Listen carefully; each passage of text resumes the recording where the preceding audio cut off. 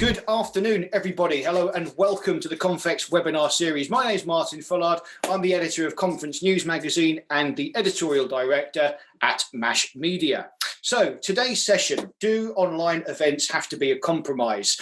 That's certainly the question on a lot of people's lips right now. And I'm joined by a stellar panel of corporate event managers who I'm going to ask to introduce themselves in just a couple of moments' time. Now, as is the way with these things, we want you to ask your questions. You know, being engaged is what these things are all about. So please do pop your questions into the Q&A box, not the chat box. By all means, feel free to chat, but if you've got a specific question, I will only be looking at the Q&A box, which you'll see down there at the bottom.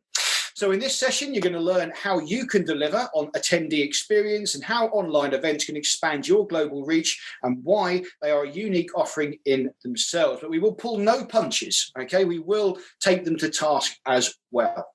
So before we crack on, I'm now going to ask our panelists to introduce themselves, and we'll go clockwise as they appear on the screen in front of me. Chloe, would you please introduce yourself to our audience? Of course. So hi everyone, I'm Chloe. I'm the events manager for Halifax. I've been in events for about 10 years now, but corporate events for 1 year.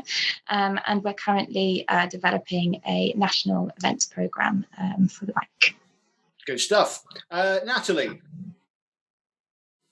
Hi there, great to see everyone on the line here. Yes, I'm Natalie Shattuck. I'm Senior Events Manager for the EMEA region for Morningstar. We're an investment research, data and investment management firm. I oversee all of the events for the EMEA region, which is usually anything and everything from conferences to webinars and seminars, award ceremonies, and I've been in the industry 15 years, much as I hate to admit it. Now. Okay, good stuff. And lastly, Tina, please introduce yourself to our audience. Hi, thanks for joining us. My name is Tina. I work for the Guardian News and Media. I've been working there for 6 years now. I'm in the industry about 11 years in total. Before that, I was working for News UK and then for various agencies between Ireland, Scotland and London. So in the Guardian, pre-COVID, we've done over 200 events a year. Range of editorial, commercial events, ranging from award ceremonies, panel events, seminars. So it's a massive variety, and it's been very rewarding. And now we're just concentrating on digital events. Good stuff. Okay, so my first question really to the panel is to just try to build up a bit of context and a bit of background on your experience with, or recent rather, experience with online events. So Chloe, I'm going to start with you. Can you kind of give us a flavour of how your organisation has approached online events during the pandemic and maybe explain what role you think they're going to play going forward? I mean, are they a fad for the times, or are they going to become a serious component in your overall strategy, I guess? Yeah, of course. So for us, we've approached them in very much a test and learn process. They were completely new for us entering into online events. But I think we've sort of taken the last year as sort of an insight that they will be here to stay. So we've taken a step back and we're sort of analysing everything, discovering new platforms all the time. And moving forward, we do really think that sort of they're definitely here to stay, and definitely not just a fad. Thank you very much, Chloe. What about you, Natalie?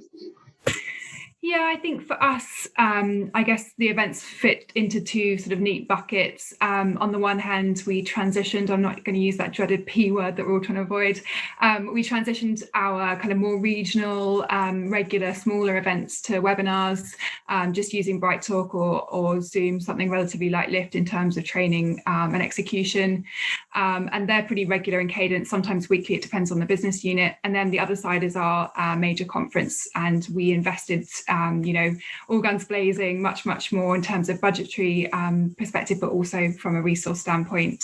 And we all agree that, that large scale conference does need to be impactful to stand out from the crowd of very much more bog standard webinars. Again, echoing Chloe, these are not fads, they are here to stay.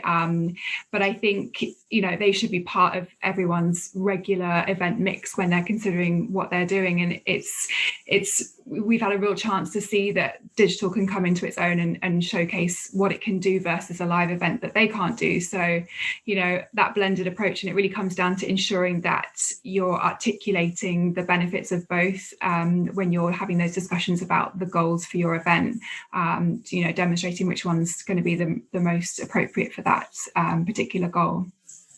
Absolutely. That's the thing, isn't it? It always comes down to what is your business objective, and then you sort of find the right strategy to achieve that objective. It's not necessarily a like-for-like swap out, I guess. What about you, Tina? How has The Guardian approached online events during the pandemic, and what role will that play going forward for the business? So The Guardian has really embraced, I think, that transition to digital events because it really works for our in conversation and our panel discussion formats for editorial events. One of the main positives that we've discovered during this transition is the reach, the audience reach that we are able to command between having US people in Australia. So we've had some events reach 4,000 or 5,000 people, whereas you're always, restricted by their capacity for a room in London or geographically. So that's been a real voyage of discovery that's been very beneficial to The Guardian. I mean, we have various other types of events that we would have done in person, the conferencings, the award ceremonies, and that's something that we haven't looked at the moment to go digital. We've just focused on these editorial events. And I think at the beginning, it wasn't a graceful transition. It was a real scramble. I think everybody this was completely new.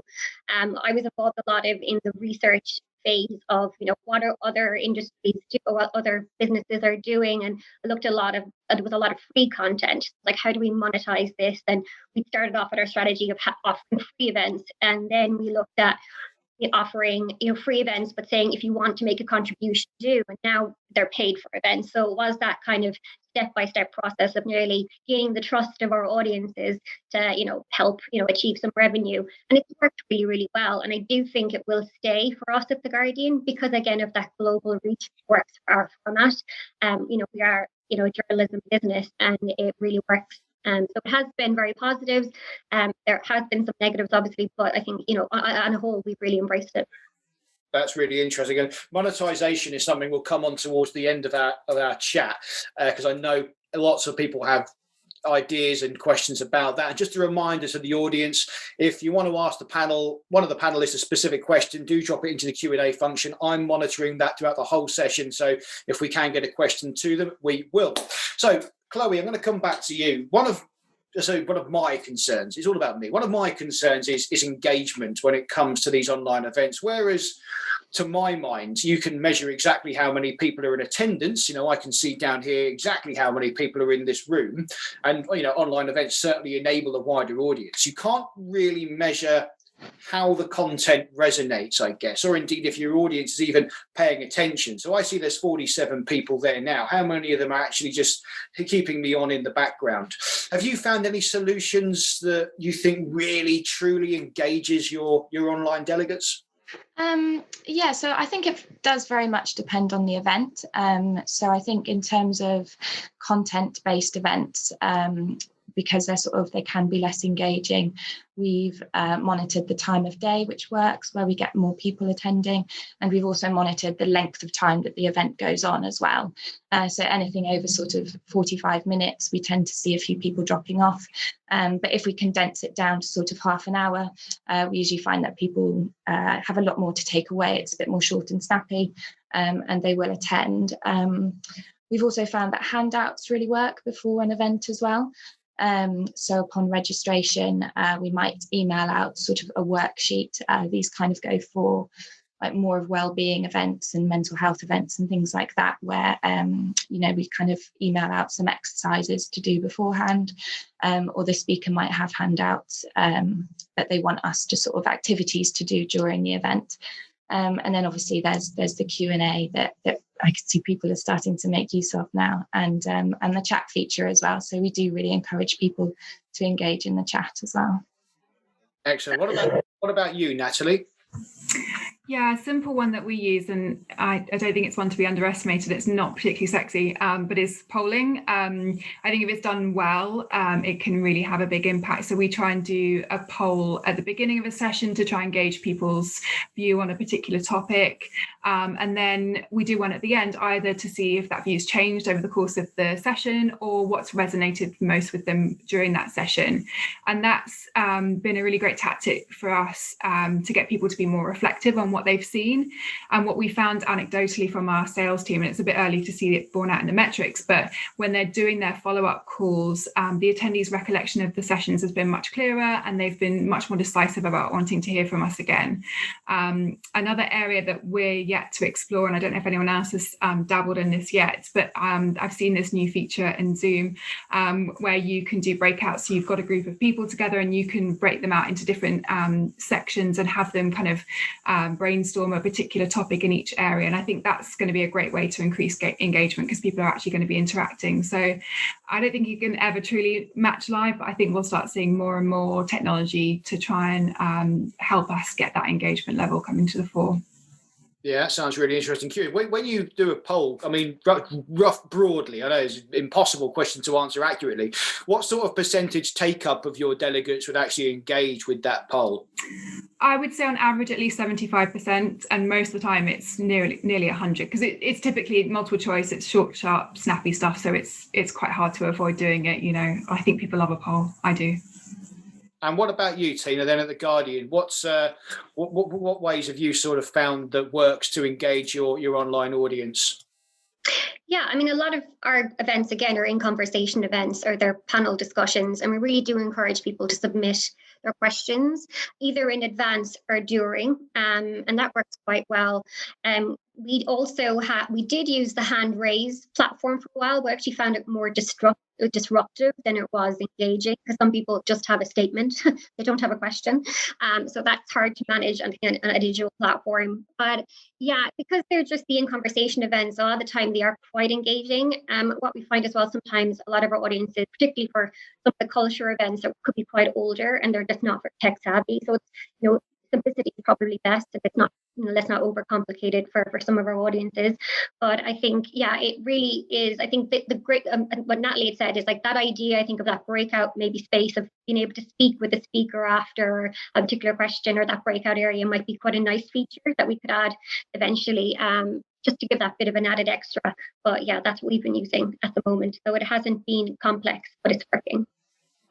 Interesting stuff. So I want to kind of move the conversation on and kind of look at the bigger model or the concept of events. So, normally there might be one big signature event over the course of a year. Are we wrong in thinking that online events replace live experiences like for like? Is the model more or less really rather going to replace live over a single day? It's an opportunity to engage with your audience over a more regular period. So rather than just one event annually or two big events, you hold smaller, more bite-sized events because you can connect that much easier. Chloe, are you doing anything like that?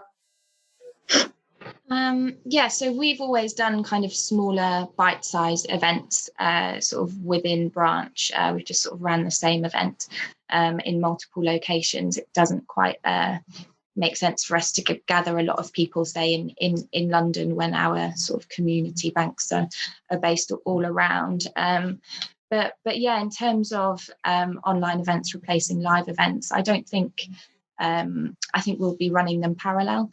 So we will keep virtual events and we'll also be doing live events because I don't think you can beat that sort of that face-to-face rapport. And obviously in finance, you do want people to trust you and know who you are. And there's a lot of, I guess, like hold back on trusting like a banker on a virtual platform. A lot of people want to go in and they want to speak to somebody. So yeah, for us, it will definitely be both sort of moving forward. I don't think live events can be replaced. What about you, Natalie? Do you think that the online event concept is an opportunity to engage with an audience more consistently over the year? Yeah, definitely. And I think, as everyone has just said, they don't replace live events. They have their own place within the event mix.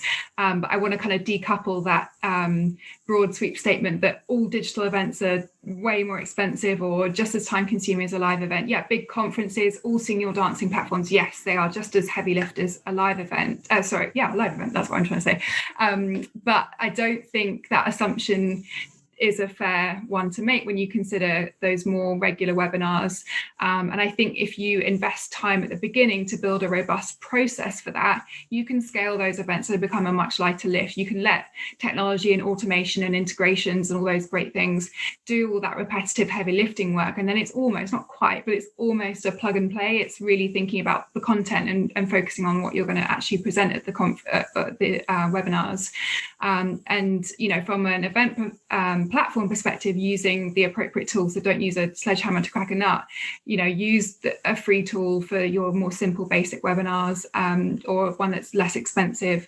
You know, and depending on your licensing agreement, you can find that the more webinars you're doing, the cost per webinar goes down, versus in a live environment where every venue is a cost every time you do a live event. So yeah, having that opportunity to have regular touch points with your clients that doesn't involve lots of effort on their part as well. Let's remember, it's not just about us and our effort, it's about them, you know, coming to a place to meet us. Can they do it online, and do they prefer that? So I think definitely a place for more regular interaction with clients, and then you do the bigger bespoke stuff that's more you know, more makes them feel more special on a less regular basis. Absolutely. What about you, Tina? What's the Guardian's approach to that?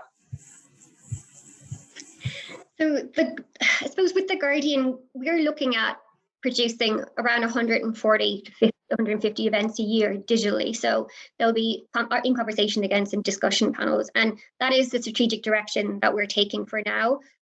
We don't see an appetite of going back to in-life events at the moment because of the global reach that our events are getting. Perhaps that will change, and the direction might change to like a hybrid, you know, eventually, because obviously one of the concerns would be that Zoom fatigue that perhaps people will have once people in that new normal will start going out to experiences. They won't be engaging as much in line as they are right now, because right now we don't have a choice. This is how we, you know, get our information. So at the moment, it is our strategic direction is just to stay with online digital events, but it's working for the format. Again, we haven't explored how that would work for our conferencing or award ceremonies, if that's the direction that we'll take. But, you know, I think in the future, perhaps maybe the hybrid thing might be a good option because of that global reach. We don't want to, you know, just keep it London centric, or even just Manchester or Birmingham, or the main cities. It's great to have this inclusive event that we're, you know, capturing everyone from over the world. Interesting.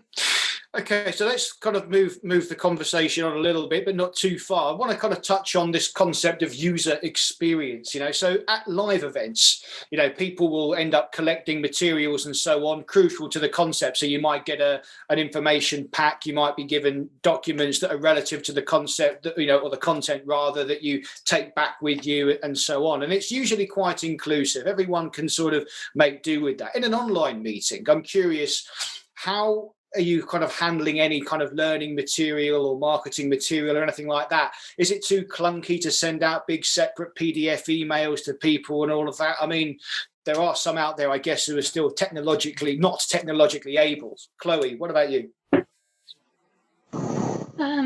Yeah, so we're quite happy to send PDFs and event content to email addresses. I guess we hope that if they've signed on to an online event, that they will be, I guess, technologically able to access that.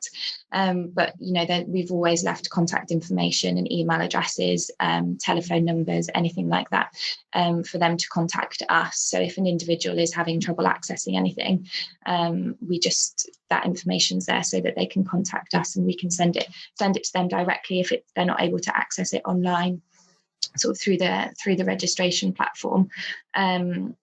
But yeah, so we haven't really found an issue in terms of like content or brochures or information in terms of that respect. And I think when you attend a live event, you kind of get a lot of information that you don't really end up doing a lot with. You keep hold of what's, what you might be interested in, but you do get a lot of information and leaflets that perhaps you might not find useful, so it's quite wasteful. So yeah, we haven't really found an issue with sort of PDF format at the moment. Absolutely. Our house is going to suffer subsidence problems and all the gift bags and all the stuff. Natalie, then what about you? I mean, when it comes to user experience and getting actual information across to people that they can, digest and read later on, is there any special trick, or is it just a simple case of just using emails to send information around? We found that no one solution works. I mean, some platforms will offer you the opportunity to attach a document to a specific session. And, some people will see that. Even the most tech savvy amongst us will miss that. So we always try and have that information available. We sometimes create a separate stand to our stand in the conference hall, which is like a learning centre, so people can pick up information there if they've missed it. But sadly, the post-event email with those links to PDFs is important, because they all do miss it, and you're only going to end up having to send it out individually, so it's better off just sending it in the first instance. Yeah, I bet so. Tina, is it the same story for you? Yeah, I mean, we haven't had any issues, I believe, with anything that we need to send post-event. We do also run masterclasses, and that was always you'd get your pack in advance, and we try to encourage people not to print out these packs and maybe bring an iPad or read things from your phone, just to be more sustainable. But people do prefer sometimes just to have that physical brochure in their hands. But again, it's down to like that wastage that you don't want, and we see a lot that we don't have that at events anymore. That whole user experience, I think, that we have, I mean, what's really relevant to what we do is like, it's not just the content of that 1 hour event, but it's the entire customer journey, from how they sign up initially to the ease of how you pay, get your link, and then obviously getting feedback at the end. I mean, different platforms have different ways of managing things, or they need to download sometimes some software to access the event. So there was a lot of trial and error around that whole user experience and journey to kind of make it more simple for people and not complex, because that's how you lose people. You could have the best event in the world, but if you have somebody trouble signing in, or you're going to lose your attendees. Yeah, absolutely. That's a really good point. And that sort of brings me on to the next question of sustainability then. And earlier on today, I was on a round table with representatives from the UN's climate group. And obviously that was always such a very hard-hitting subject. So the question of sustainability cannot be ignored. And, more online events essentially reduce the impact on the environment, with just purely on the grounds that there are fewer people moving around, there's less wastage about what we're talking about, and so on. But how does this then affect regional destinations? So we kind of think online events, great, we know that they are minimal environmental impact, but there are many destinations that actually rely on our industry for their local economies. A good example would be Liverpool, which are figures I've got to my fingertips. The events industry is worth £3.3 billion a year to Liverpool. It contributes 48% of the business rates to Liverpool and employs 38,000 people in the local area. I mean, is it not our responsibility to consider our benefits here as well, that we have a role to play in social mobility, rather than just blithely choosing to go online? A lot of local economies rely on us too. Chloe, what are your thoughts on that? I mean, as sort of a bank, we're very fortunate that things are run internally. So there's not a lot of impact that we have sort of on our sort of communities in terms of suppliers. But my personal thoughts on that would be, when everything opens up again and we're allowed, I hope that it would just pick up naturally. Like as soon as things start opening up again, the demand's going to be there for the supply. The people are going to want to go to the events because they haven't got out of the house for a year. So I would hope that it would pick up quite naturally. And obviously, as an events industry, we do have a responsibility to sort of source locally and make sure that we're putting money back into the economy, essentially. Absolutely. What about you, Natalie? What are your sort of your views on that? What's our responsibility and our duty to these destinations to keep them alive and keep them ticking over? Yeah, I think, we're all part of one big ecosystem, and nothing, the last year has really painted that picture for all of us, I think. But I actually, when I first thought about your question, I was like, gosh, yeah, he's right, that's doom and gloom for perhaps more regional areas. But actually, I can see a positive and a way that those areas can benefit. I think, certainly in the near future, when things do start to open up, I think we'll see a trend where event organisers are reluctant perhaps to use some of the bigger, busier, more congested centres like London in favour of those that are still easily accessible, but they don't represent a big threat or a perceived threat to safety, as a way to build up delegate confidence. So I think as a venue or a supplier outside of one of those major hubs, that would be how I would position myself. Yeah. Okay. What about you, Tina? Yeah, I mean, it is a conundrum, isn't it? We all want to be sustainable. We want to, reduce that environmental impact, but we also want to support, these regional areas that, their livelihoods depend on these industries. I think we do a lot of our in-person events. We would have went to Manchester. We would have had, hired the venues there, and we would have had various regional live events around the country. And now these are all digital. So I can see what you mean by, they're missing out on that. But I do believe, as Natalie had said, that, I think these areas will be more attractive once we go into this new normal. Some people won't want to come to this city, in London with millions and millions of people. Perhaps it will be more attractive to go to Cornwall, or it will be more attractive to go to an area that is more green space. Even for a conference or delegates, it might be refreshing, and hopefully it will breed some, cash flow into these economies eventually. And I just hope, that it'll happen soon, because I can imagine that it is a struggle. But again, it's the sustainability thing, I think, for me, and how I look at what the impact that we're doing at The Guardian, because it is part of our objectives. For me, if I'm having a conference and I have a speaker, I need to fly over from New York, and then I have to, accommodation. Is that really something I need to do now? Can I just not have them digitally there as part of a hybrid panel discussion? So I think it's all about looking at those little changes that you can do within your events that perhaps you wouldn't have thought of before. Okay, that's a fantastic answer. Turn on the sixpence. So, but we've got plenty of audience questions coming in. I just wanted to squeeze in a couple more of my own. So, Chloe, I'm going to come back to you. So on the topic of hybrid events, I think we agree that they're the new normal generally. But what advice do you think we can kind of give our audience on how to create a valuable hybrid event? Is it just live streaming sessions, or is there just more to it than that? Because in my mind, a hybrid is obviously just rooted in live, right? Yeah, I mean, I think hybrid events are going to play quite an important part moving forward. For us, I think whether we use them or not, I think it's quite an expensive way to go forward, and we don't monetize our events at all. All of our events have to be free. So yeah, that would play quite a big part in it. But I think, when in the first instance coming out of this, we'll certainly look into it, even if it's just for a short period of time. They'll be quite important just to kind of rebuild that trust in event platforms again. What about you, Natalie? I mean, how do we create an actual valuable hybrid experience? I'm thinking more maybe for the online audience. Is it just streaming?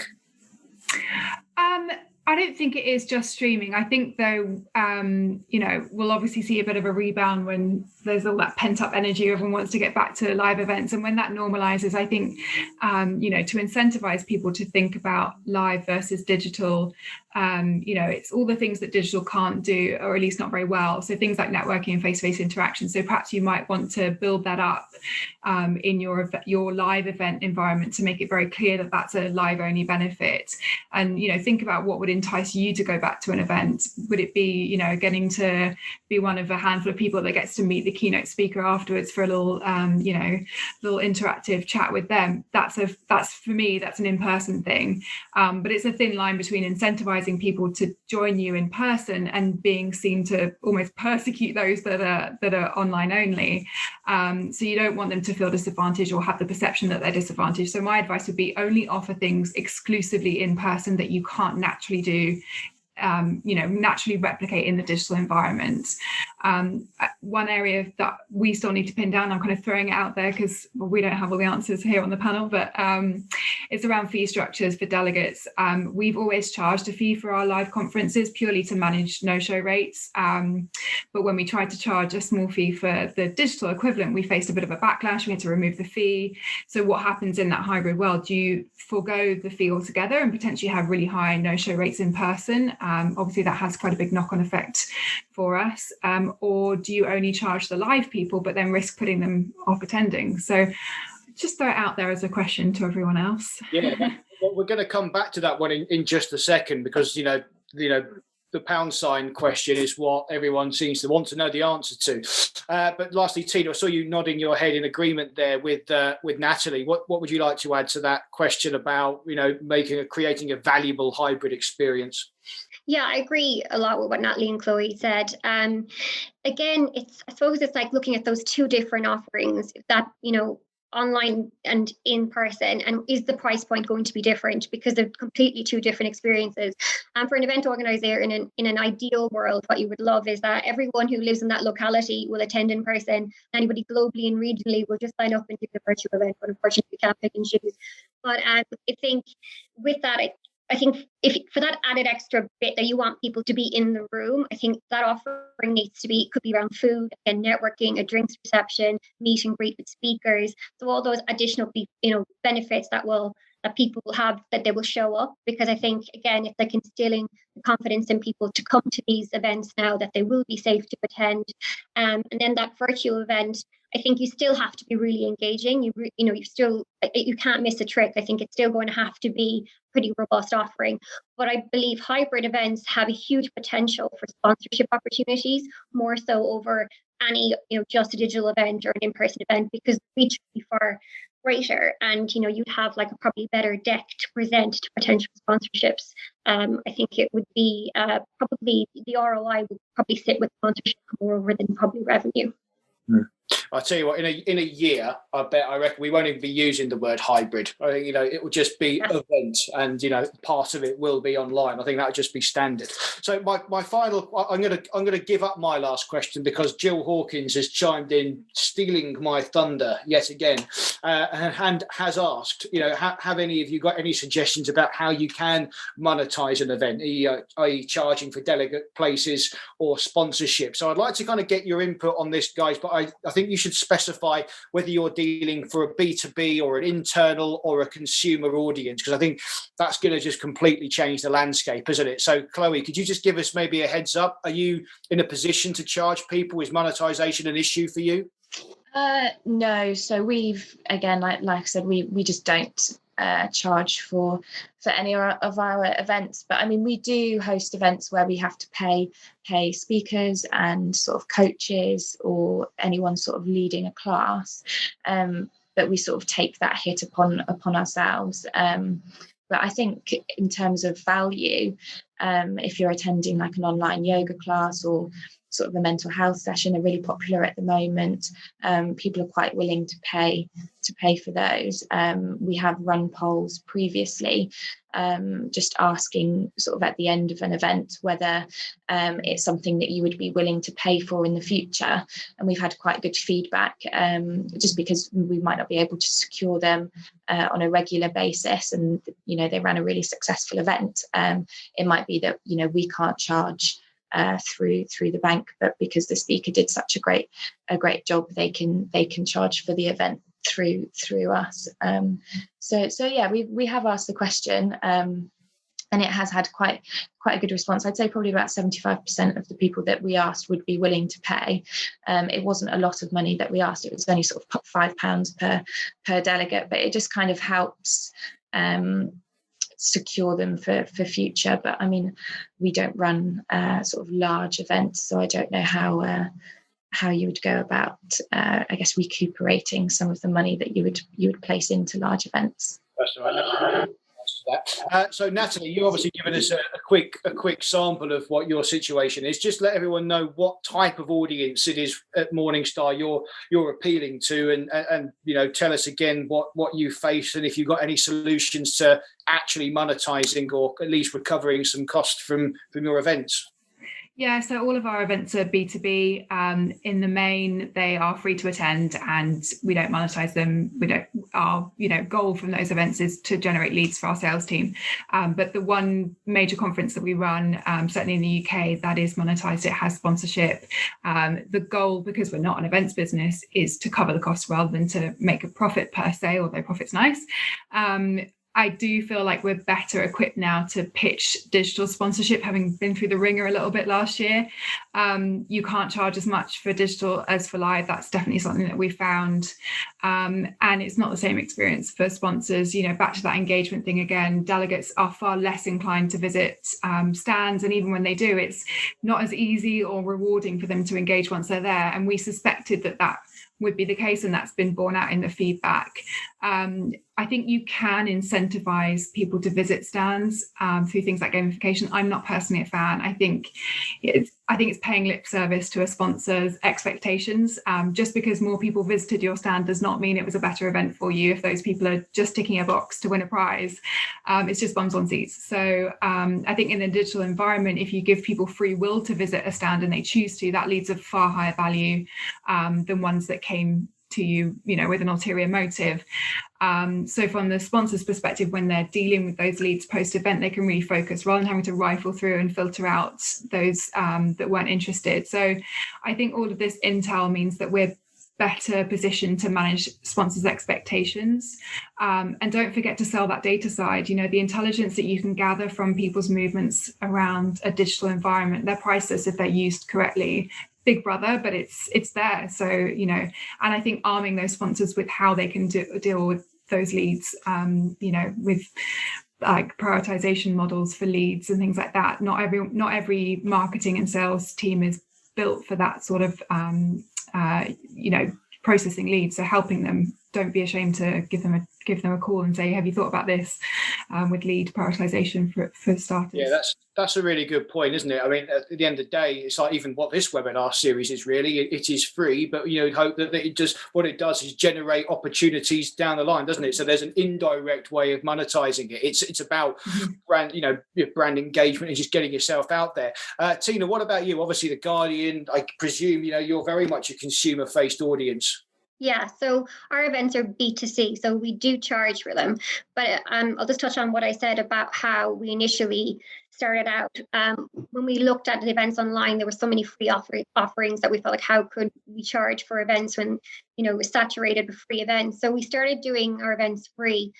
And then we looked at, contribution model, which was, you can sign up for free, but if you'd like to support us and support this event, then you can pay £5 or £10. And it gives people the option. And it's, especially in the times that we're in with job losses and, everything's very uncertain. It worked really well because a lot of people did contribute. It might have been the £5 mark, some people the £10 mark, and it does depend on the content, obviously, that in the event. But that did work quite well. And then we started putting a ticket price in place. Either it would be £5 or £10. So again, not a whole lot of money, but we are getting quite a lot large audiences for some of our events. So I think it is a trial and test there for whatever event you have or whatever format. But the contribution model did work quite well, just to see, are people willing to pay? If you have a fantastic speaker and you're paying them £500, it's really difficult, and the event shouldn't be free because you're paying for all that. That you should be paying for that people should be paying to see that content. So it is a difficult one, but I think if you transition slowly and you get that customer, data, that base of people that that go, these are really good events, and then you can start charging, that you will keep that audience. Again, we're looking at monetizing perhaps sponsorship down the road, because everything is so new. I think sponsors, again, this wasn't a live event, it's harder to sell, like what you get in exchange for a sponsorship deal, which is why I feel hybrid events would be such a good offering for any sponsor. But yeah, I mean, that might be an idea for some people who are wondering how you make that transition from free events to paid events. Okay, good. Right, now there is a flurry of questions coming in. So what I'll do is I'll try and throw you each questions rather than get each of your response to a single one, just so we can get through a few more. Before I do that, have any of you three actually got any experience working with exhibitions or trade shows?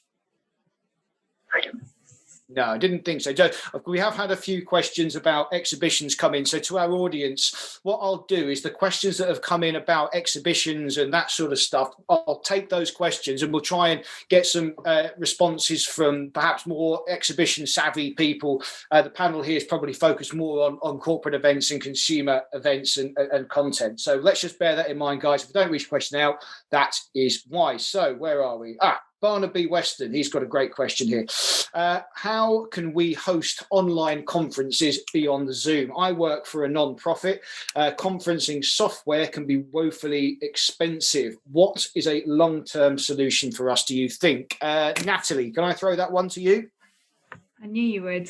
I think there are some free to use platforms out there, or certainly much less expensive. They perhaps don't have all the bells and whistles that you're going to get on other platforms, but there are other options out there. It is a bit of a minefield. There's so many, new offerings that have come to market, so it's a lot to get through.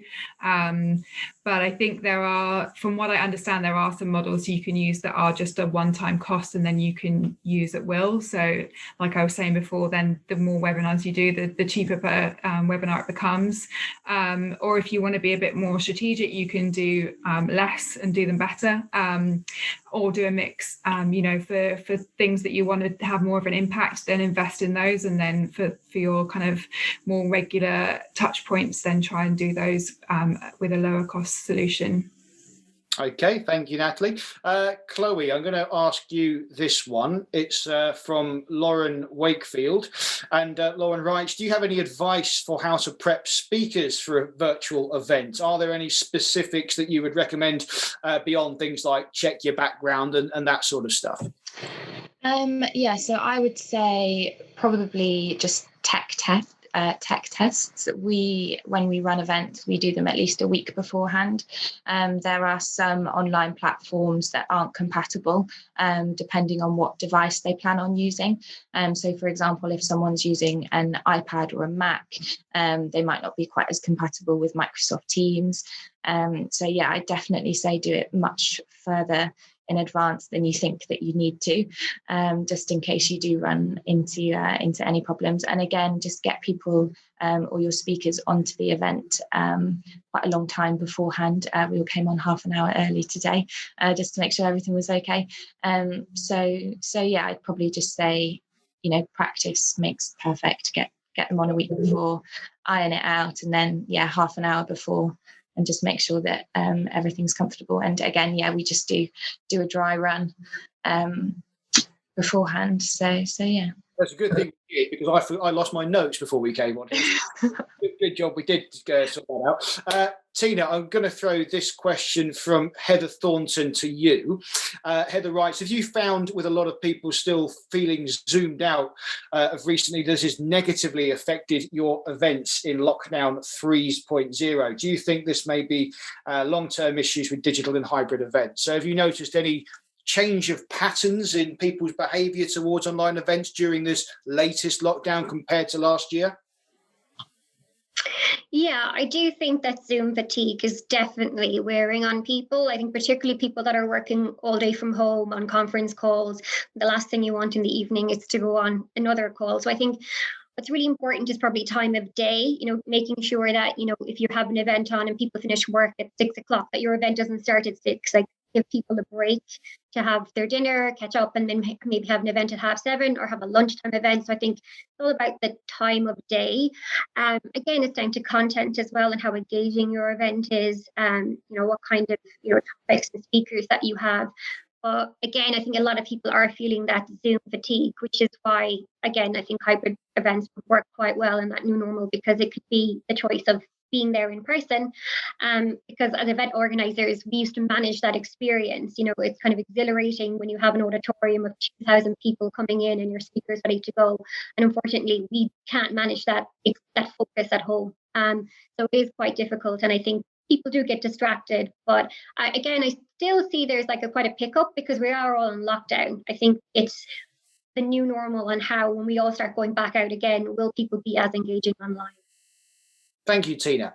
Okay, guys, well, it is 4:45, so I'm going to draw a line under it there. My thanks to Natalie, Chloe and Tina, which I'm sure you'll agree everybody offered some very interesting insights and some great experiences across a range of different types of events. We have B2B, obviously, and consumer covered there as well. If you have any further questions for our panelists, please do email the CONFEX webinar team and we'll try and get some questions over to them. I know I'm sure they're desperately waiting to type away some answers.